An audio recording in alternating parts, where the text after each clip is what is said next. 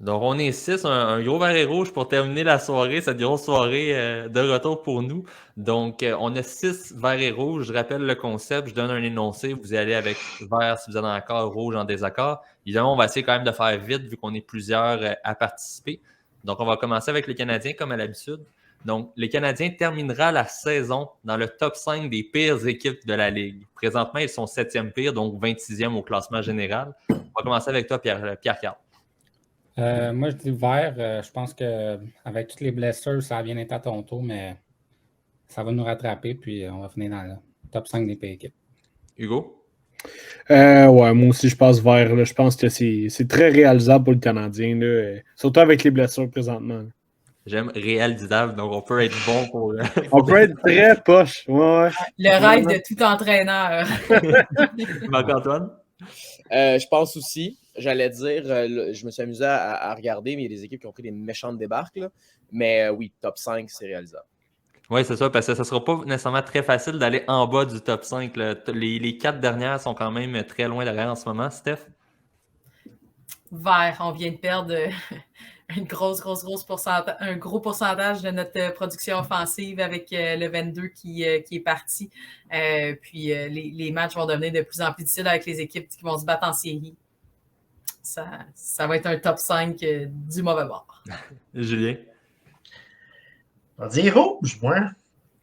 Parce que je regarde ça en bas, puis ça va vendre plus que nous autres. Tu sais, Vancouver, je pense qu'ils vont encore plus perdre de joueurs, puis je pense qu'honnêtement, ce qui s'est passé avec Bruce Boudreau, en tout cas, c'est une catastrophe. Là. San Jose, ça va vendre. Arizona, Chicago, comme un bus en air. C'est pas touchable.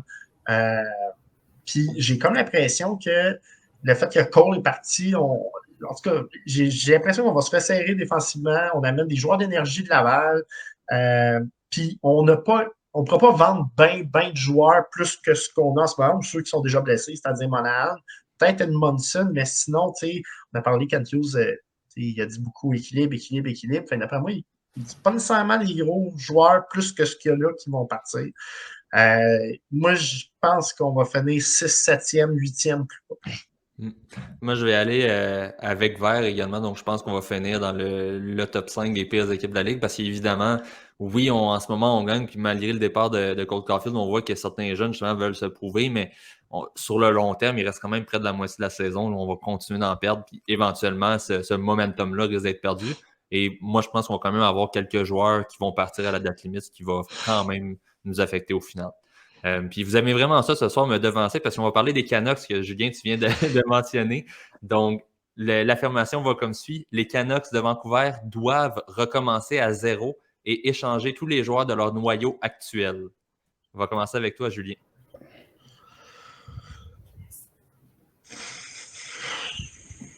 Rouge. Ils ont fait des mauvais choix. Je pense qu'ils sont allés chercher de mauvais joueurs, mais tout recommencer à zéro. Ils ont quand même quelques pièces, je pense, qui pourraient rester. Mais, anyway, les joueurs veulent partir. Ils n'auront pas besoin de se forcer. Là, JT Miller, Boervat, puis probablement d'autres, ça veut partir. C'est de réussir à faire partir un JT Miller qui a encore un contrat qui n'est même pas commencé actuellement. Steph, de ton côté? Je vais y aller avec rouge. Je pense qu'il faut qu'il y ait des changements ailleurs.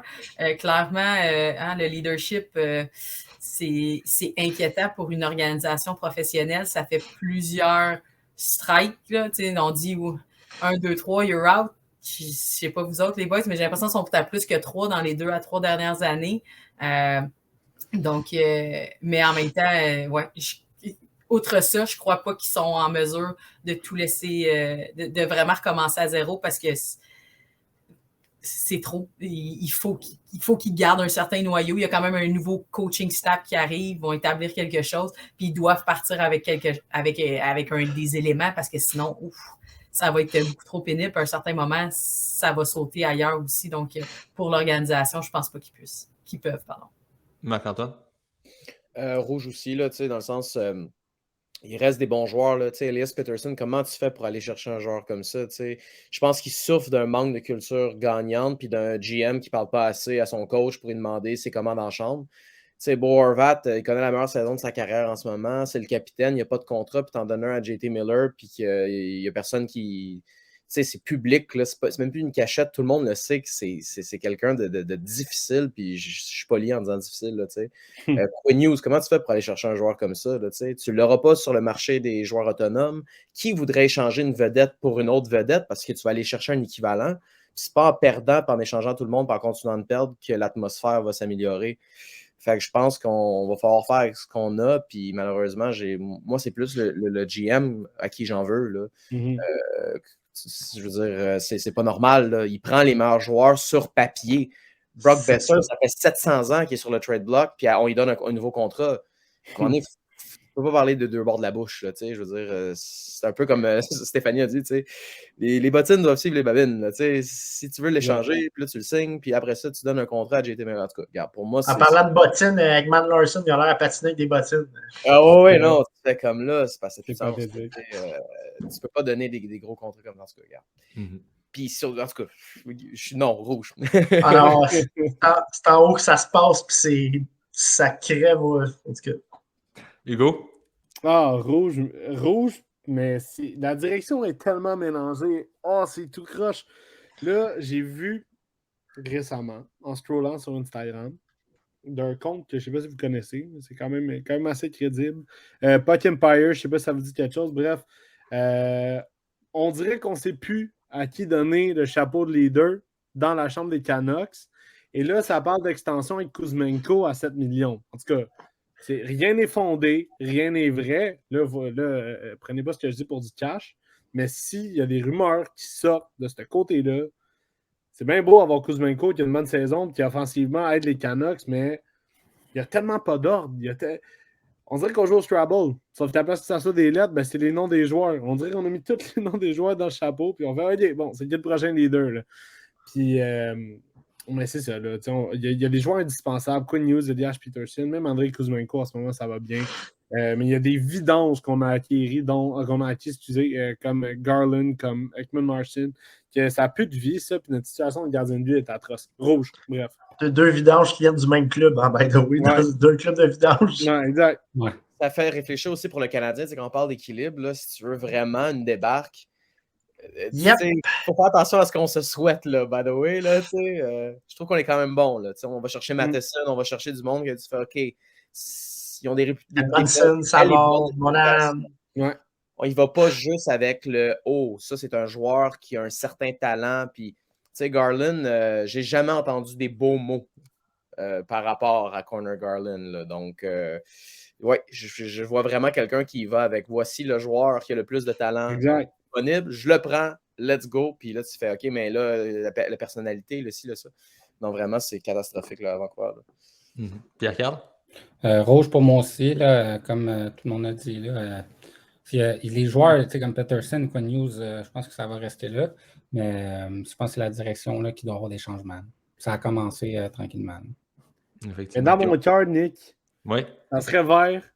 On casse tout, on fait brûler l'équipe, on change les couleurs, on change le logo. Puis on déménage à Québec. Non, c'est pas vrai. Non, mais pour vrai, je dis pas que les Canucks devraient déménager, mais je pense que même dans le cœur des partisans des Canucks, ça devrait être OK, on vide tout, puis on recommence. On revient au logo noir et orange. Exact. Mieux que ça. Excuse-moi, j'allais dire mieux que ça. Tu te rappelles qu'à Vancouver, c'était l'équipe Les Millionnaires de Vancouver? Ça devrait être les Millionnaires de Vancouver. Ouais. Les propriétaires, c'est Snoop Dogg. Je tiens juste à rappeler aussi, vous parliez d'Ekman Larson, mais il a été acquis dans un échange impliquant un premier choix de Vancouver qui est rendu avec l'Arizona, qui est Dylan Ginter, qui est un... Terrible. Qui aurait été bien mieux pour l'organisation au final. C'est terrible. D'aller chercher Ekman Larson. En tout cas, il y a un meilleur coup de patin. Effectivement. Pas dur à battre. Prochaine affirmation, celle-là reste assez rapide. On va parler un peu de David Pastrnak, qui connaît une saison encore incroyable. David Pastrnak sera à égalité ou en avance sur Connor McDavid dans la colonne des buts marqués à un certain moment d'ici la fin de la saison. Donc, il n'y a pas besoin de terminer premier. Il va juste être égal ou devant McDavid d'ici la fin de l'année. On va commencer avec Hugo. Non, rouge. Je pense que McDavid a un pace ben trop impressionnant. Par contre, Pastrnak est extrêmement conscient de sa situation et c'est bon pour les Bruins qu'il soit aussi productif. En fait, la question qu'on devrait se poser, c'est est-ce qu'il va signer à Boston ou non? Parce que là, on va avoir justement un cœur qui va changer. Bergeron n'est pas trop sûr. Mais ou il reste pas beaucoup d'années, donc ça va être à voir pour Pasternak. Est-ce qu'il décide d'avoir un prochain rôle de leader là-bas?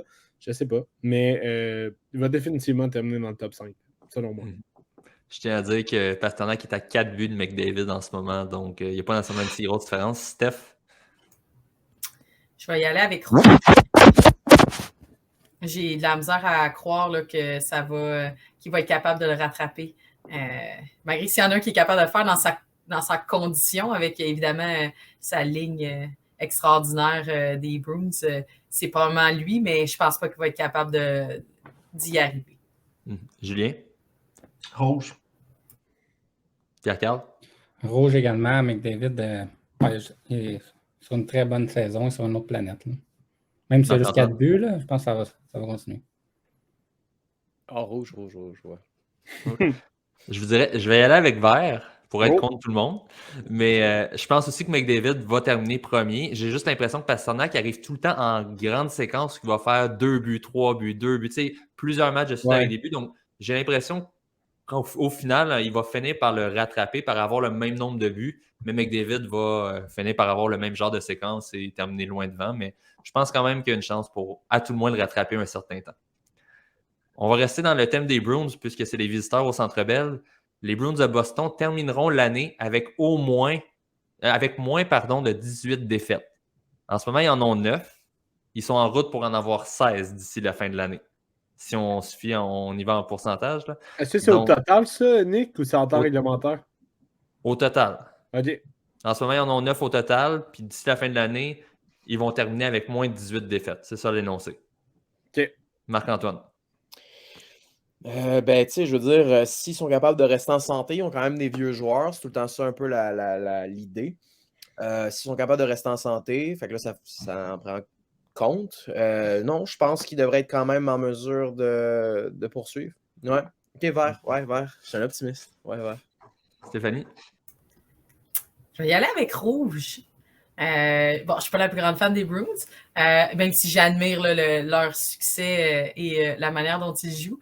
Mais ouais, je vais y aller rouge. Je me dis qu'à un certain moment, il va avoir un petit slump à l'approche des séries potentiellement.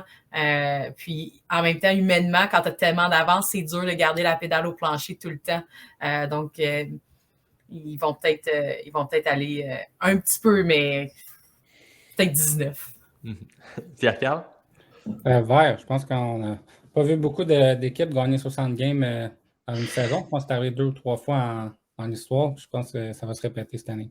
Je vais tout de suite y aller. Moi, de mon côté, je vais y aller avec rouge. J'ai l'impression, un peu comme Steph, qu'il va finir par avoir un certain moment de quelques matchs de suite un petit peu plus difficiles. En fin de saison, on va reposer aussi des éléments, ce qui pourrait expliquer qu'on en perde une ou deux.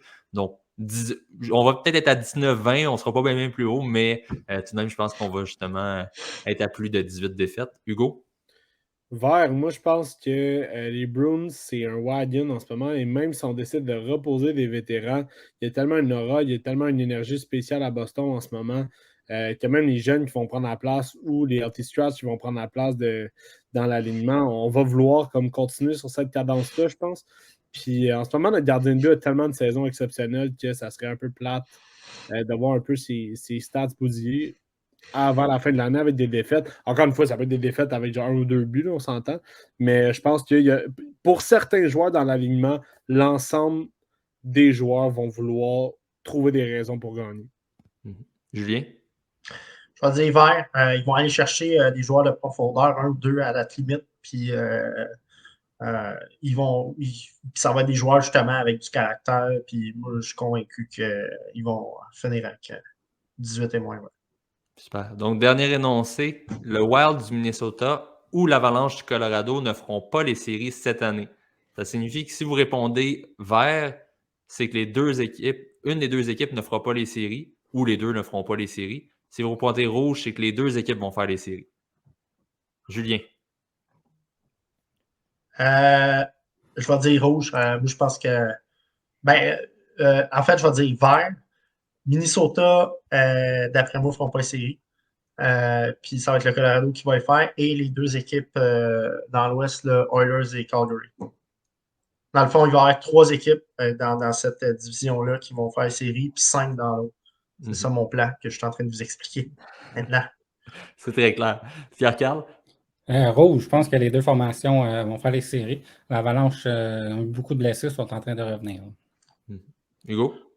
Ouais, moi aussi, je veux dire rouge. Je pense que l'Avalanche a des bons joueurs. Là. En fait, il y a des joueurs qui prennent vraiment la balle au bon. Là. On a vu des gars comme genre JT Comfort qui joue d'excellentes minutes en ce moment. Evan Rodriguez aussi. Donc, je pense que l'Avalanche va être capable. En tout cas, de ce que je vois des Flames présentement, je pense que l'Avalanche a quand même le dessus en termes d'efficacité et en termes de performance. Marc-Antoine? Ah, t'es sur mute en ce moment.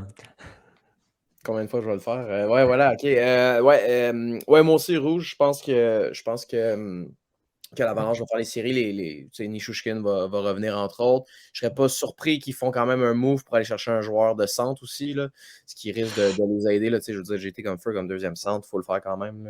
Puis Rantanen aussi, des fois qu'il prend le centre, c'est un ailier. Là, je veux dire, moi, j'ai déjà essayé en tant qu'ailier de jouer au centre, puis c'est de la job. Là. Fait que non, je pense que. Puis tu sais, Bowen Byram aussi qui manque, je sais même pas quand il va revenir, donc j'ai pas les documents, je sais pas quand ils vont revenir, mais n'empêche que ça reste toute une équipe de hockey, puis je suis persuadé qu'ils vont être capables de se glisser là, dans le portée ici. Hey, on jase, là. Je veux juste faire une petite parenthèse, là. Imaginez 30 secondes, c'est vraiment plausible, là, qu'ils vont chercher Bo Horvat. Ça aiderait. Comme deuxième centre pour les séries. Ça aiderait. J'ai vu Horvat beaucoup linké aux Hurricanes, par exemple. Ça sera en tout cas, moi, c'est mon rêve. Bo Horvat comme deuxième centre à Colorado pour évidemment le reste de la saison parce que je pense pas qu'ils vont signer là. Ils n'ont pas l'argent, là, mais. Ah! Ça serait fou. Mais tu donnes quoi, tu sais, c'est ça qui est difficile, là. Ah là, ben, ils vont se vider, là. Ouais, c'est ça. Ben, c'est la window, hein. C'est ça. Ben, la window est là. C'est ça. là. Ouais. Faut y aller. Myron. Comme t'aimes pas. Faut y aller. Ouais. Tu peux pas te permettre d'y aller. Fait que j'irais rouge, Nick, parce que je pense pas qu'ils peuvent se le permettre de pas les faire. Bon, c'est sûr que, puis mathématiquement, évidemment, là, tout le monde est à 1 point. Je pense que c'est 1 point, là, le Wild juste un petit peu en haut, puis les Flames un peu en haut, le Wild, puis donc, puis même Minnesota qui avait quand même un beaucoup meilleur début de saison, là, ça c'est comme, un peu tamisé, mais eux autres aussi ont quand même des bonnes saisons dans les dernières années, ils se doivent de remporter des séries, donc pour attirer aussi un petit peu, donc non, je pense que ces deux équipes vont essayer de toute façon d'aller à date limite pour se renforcer parce qu'ils vont aller encore all-in. Ils viennent de gagner la coupe du côté de Colorado, on peut pas juste se dire bon, on va voir comment ça va, puis advienne que pourra, là, il faut qu'ils misent in.